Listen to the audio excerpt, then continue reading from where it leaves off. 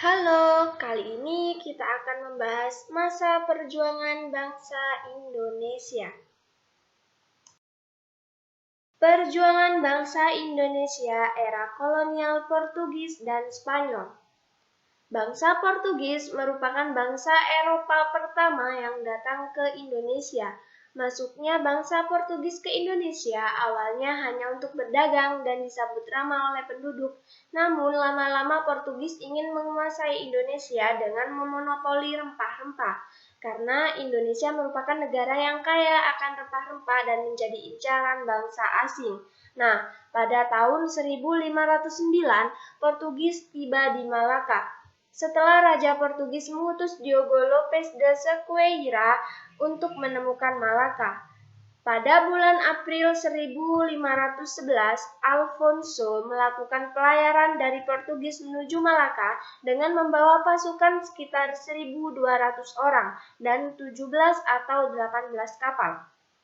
Pada tahun 1512, rombongan yang dipimpin Alfonso tiba di Maluku. Nah, pada saat itulah dimulai ada konflik pertikaian antara bangsa Indonesia dengan bangsa kolonial Portugis dan Spanyol. Perjuangan bangsa Indonesia era kolonial Belanda. Pada masa VOC, VOC yaitu Perserikatan Maskapai Hindia Timur yang merupakan sebuah kongsi dagang buatan Belanda yang bertujuan untuk menguasai Indonesia demi kepentingan pemerintah Belanda.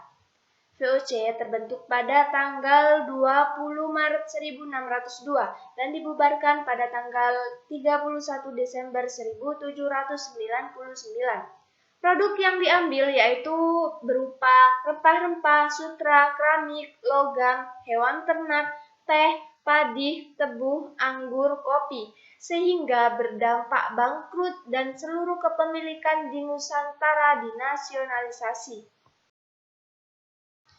Perjuangan bangsa Indonesia era kolonial Belanda.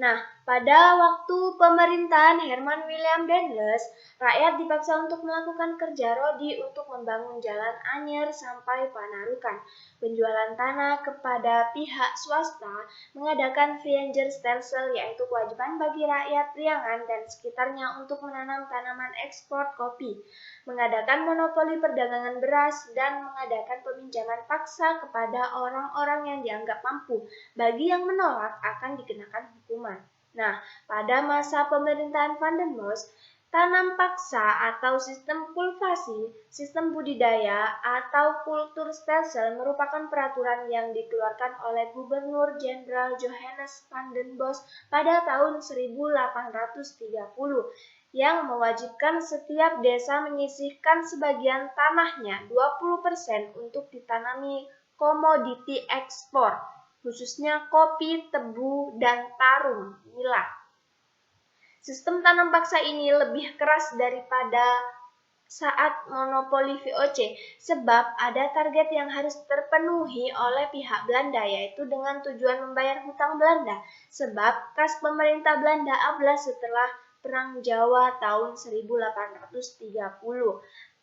Hal tersebut berhasil dilakukan oleh Belanda dengan meraup keuntungan yang sangat besar. Perjuangan bangsa Indonesia era kolonial Jepang. Pada tanggal 7 Desember 1941 terjadilah Perang Pasifik dengan dibomnya Pearl Harbor oleh Jepang.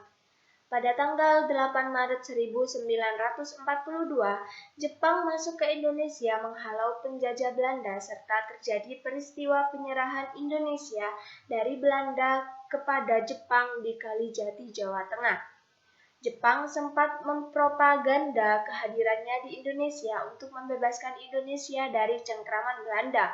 Oleh sebab itu, Jepang memperbolehkan pengibaran bendera merah putih serta menyanyikan lagu Indonesia Raya. Jepang berusaha membujuk hati bangsa Indonesia dengan mengumumkan janji kemerdekaan kelak di kemudian hari apabila perang telah selesai. Kemudian, janji yang kedua, kemerdekaan diumumkan lagi oleh Jepang berupa kemerdekaan tanpa syarat. yang disampaikan seminggu sebelum Jepang menyerahkan kepada bangsa Indonesia memperjuangkan kemerdekaannya, bahkan menganjurkan agar berani mendirikan negara Indonesia merdeka di hadapan musuh Jepang. Bangsa Indonesia pada masa Orde Lama. Pada masa Orde Lama, sistem pemerintahan yang digunakan yaitu sistem presidensial. Era ini berlangsung dari tahun 1945 sampai 1966 di bawah kepemimpinan Presiden Soekarno. Perubahan dari sistem presidensial terjadi sebanyak 3 kali perubahan, yaitu yang pertama sistem parlementer terjadi pada tahun 1945 sampai 1950. Pada sistem liberal terjadi pada tahun 1950 sampai 1959.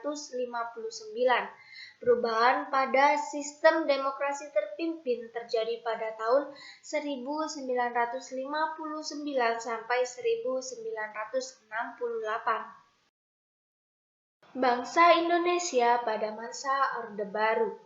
Lahirnya masa pemerintahan Orde Baru muncul setelah dikeluarkannya Surat Perintah 11 Maret 1966 hingga 1998.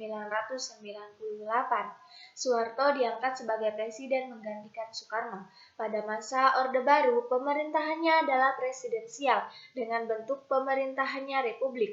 Undang-Undang Dasar 1945 sebagai dasar konstitusinya. Pada era ini, demokrasi pemerintah di Indonesia mengalami kemajuan yang cukup signifikan. Hasil kebijakan ekonomi terlihat, inflasi menurun, dan mata uang nasional stabil. Penyebab runtuhnya era Orde Baru yaitu dengan adanya krisis moneter pada tahun 1997. Era Orde Baru ini berakhir pada tanggal 1998 setelah Soekarno mengundurkan diri sebagai presiden. Indonesia pada masa reformasi. Era reformasi atau pasca Soeharto dimulai pada pertengahan 1998 sampai saat ini, tepatnya saat Presiden Soeharto mengundurkan diri pada tanggal 21 Mei 1998 dan digantikan Wakil Presiden B.J. Habibie. Di masa ini, partai politik independen tidak dipengaruhi kekuasaan birokrat militer, kemudian adanya pemberdayaan masyarakat sipil lewat penyampaian informasi secara transparan, bahkan adanya proses pemilihan secara langsung, baik itu presiden dan wakil presiden, kepala daerah, hingga anggota DPR. Pemilihan pertama secara langsung dilakukan pada tahun 2004.